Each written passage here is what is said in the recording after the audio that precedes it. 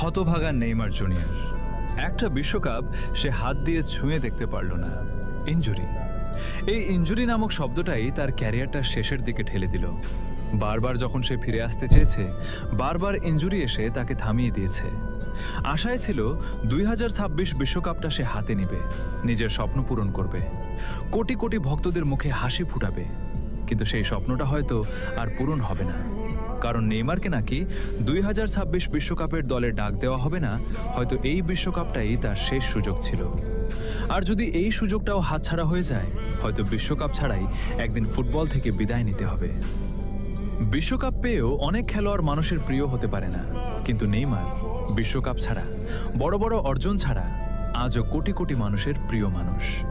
কারণ নেইমার শুধু ট্রফির জন্য ভালোবাসা পায় না, তার খেলা, তার স্কিল, তার ড্রিবলিং, তার লড়াই, এইসবের জন্য মানুষ তাকে ভালোবাসে। হয়তো